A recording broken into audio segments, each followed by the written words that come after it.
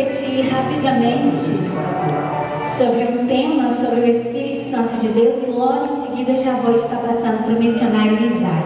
Amém? Então, 1 Pedro 2, versículo 5, a primeira carta de Pedro. Mas antes eu queria que o Felipe projetasse Atos dos Apóstolos, né, Felipe? Atos 2, que é o tema da campanha. Quando os discípulos estavam reunidos em Jerusalém e houve a descida do Espírito Santo de Deus de forma sobrenatural e houve distribuição de línguas de fogo. E a Bíblia relata que todos foram cheios do Espírito Santo de Deus. Atos 2, Felipe. Gostaria que a igreja ficasse de pé, que lesse junto comigo, porque a palavra verbalizada, ela produz algo no reino do Espírito. 1, 2, 3. E cumprindo-se o dia de Pentecostes, estavam todos concordemente no mesmo lugar. E de repente veio do céu um som, como de um vento veemente e impetuoso, e encheu toda a casa em que estavam assentados. E foram vistas por eles línguas repartidas, como de que fogo, as quais pousaram sobre cada um deles. E todos foram cheios do Espírito Santo e começaram a falar em outras línguas, conforme o Espírito Santo lhes concedia que falassem. Amém? A igreja pode sentar.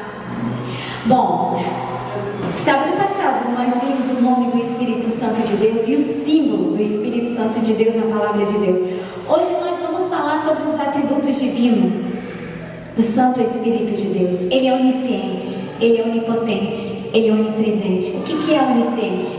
É aquele que tem o conhecimento do passado, do presente e do futuro. É aquele que sabe todas as coisas. A Bíblia diz que o Espírito a todas as coisas prescruta, ou seja, ele sabe tudo, em todos os tempos. Jesus, ele é o Senhor do tempo. E o Espírito Santo de Deus que repousou sobre ele é quem nos dá a direção do que fazer com o nosso tempo. Existe o tempo cronológico, o tempo kairos. O tempo cronológico é aquele que é igual para todo mundo. O tempo kairos é aquele que nós aproveitamos a oportunidade que Deus dá de realizar algo. E Deus diz para mim e para você: se não for o Espírito Santo que é nos guiando, nós nos perdemos no tempo. Então, ele também é onipresente. O que é onipresente? É o único que pode estar em todo lugar, a todo momento. Ele está aqui, ele está ali. E o Espírito Santo, ele tem esse atributo eterno. E ele também é onipotente, porque ele é Deus. É um só Deus, atuando nas três pessoas. E ele tem todo o poder. E tudo que nós fazemos sobrenatural não vem de nós, vem do poder do Espírito Santo de Deus. E olha só, eu gostaria de ler para vocês o que está na primeira carta de Pedro 2,5, diz assim: vós também, como pedras vivas, sois edificadas, casa espiritual e sacerdócio santo, para oferecer sacrifícios espirituais, agradáveis a Deus por Jesus Cristo. Que tipo de sacrifício espiritual é esse? Paulo também escreve a Gálatas e diz assim: se vivemos em espírito, andemos também em espírito. E o que a Bíblia também nos relata? Que o homem natural não agrada a Deus. Por que não agrada? Porque nós estamos no mundo, mas nós não somos cidadãos do mundo. Nós temos uma pátria lá no céu. E se nós formos nos envolver somente com coisas naturais, nós perdemos aquela essência do espiritual que Deus nos convida a ser todos os dias. Quando nós somos espirituais, nós sabemos buscar os dons espirituais. E a Bíblia fala na primeira carta de Paulo aos Coríntios sobre 9 dons espirituais.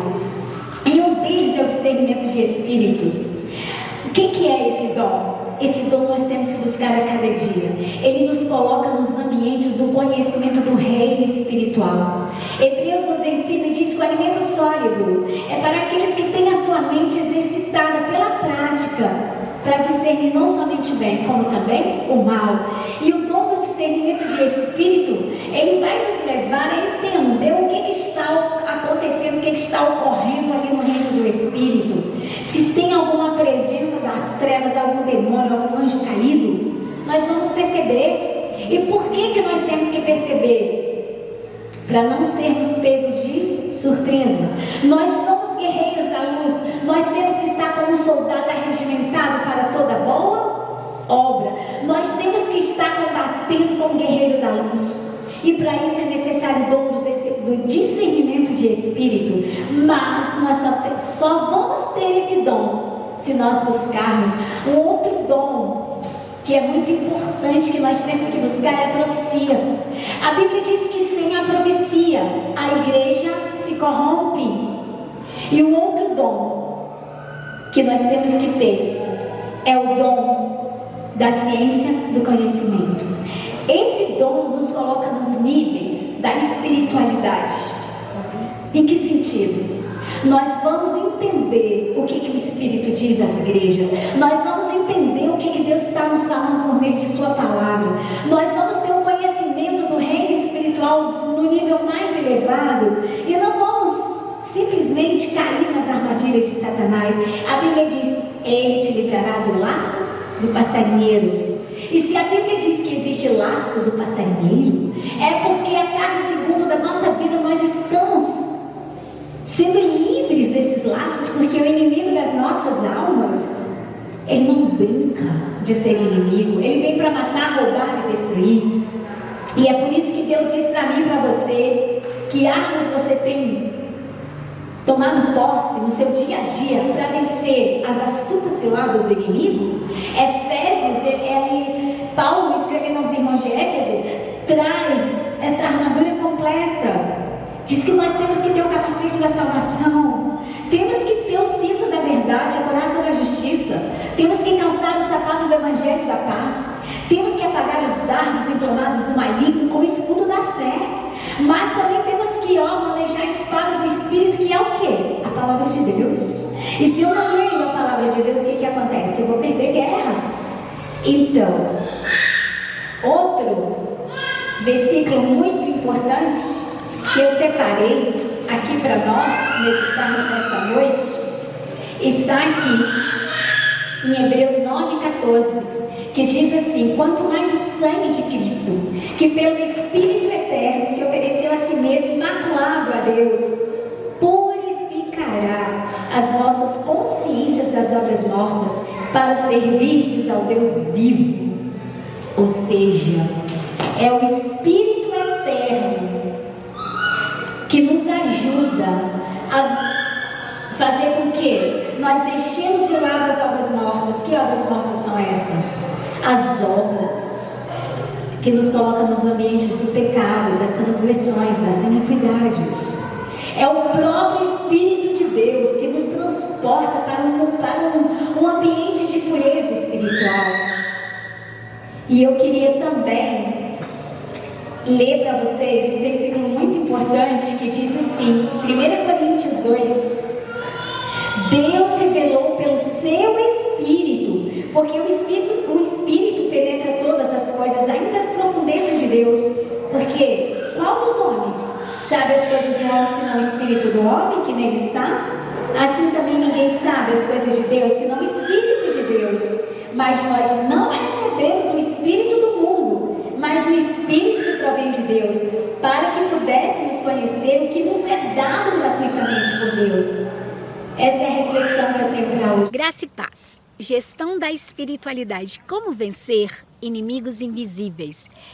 É um livro que o Senhor me ordenou a escrever. Aqui são descritas 8 armas poderosas em Deus que vão nos ajudar a vencer o dia a dia, principalmente as batalhas no campo da mente. Para adquirir a versão física, entre na descrição desse vídeo. E se quiser a versão e-book, o link estará na descrição do vídeo, que vai redirecionar ao site do Amazon.